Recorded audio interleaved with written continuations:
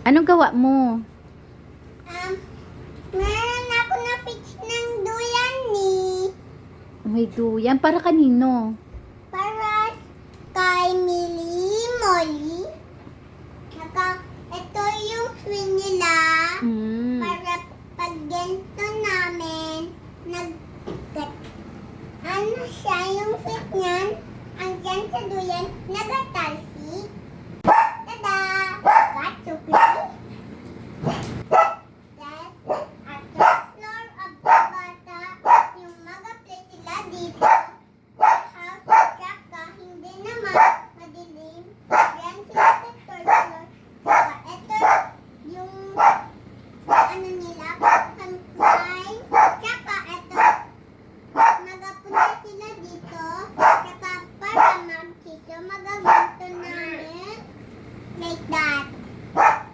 Ito yung duyan namin na make ko na duyan nila. Tsaka, ito yung third floor namin. Ito. Ayan yung third floor namin yung dito sa baba. Tsaka dito din sa taas. Yung third floor, yung meron sila dito sa taas. Tsaka, ito yung bahay nila. Meron sila pang open door. Tsaka open lang muna yung door nila. Pwede lang open lang yung door. Kasi pag lalabas sila, meron sila ng door. Yung naka-open lang.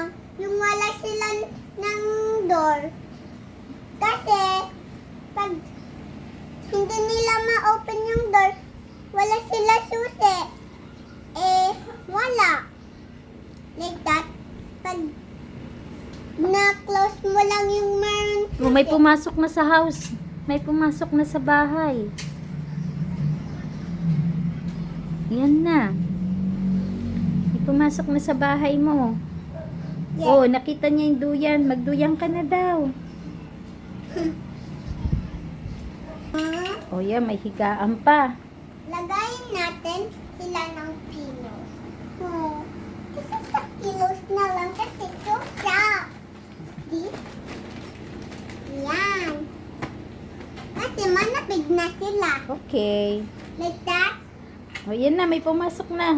May tao na sa bahay mo. Ay, hindi pala tao yan. Bata-batuta pala yan. Bata yan. Bebe yan. Baby. Hello. Saka ito yung daddy. Ayan yung daddy. Oh, urong doon yung daddy. Urong yung daddy doon. Yung daddy, yung daddy. Ayun yung food nila. Nagkalat yung food nila, oh. Ay naman. Yung chips nyo, kain. Hindi. Lagay sa grass.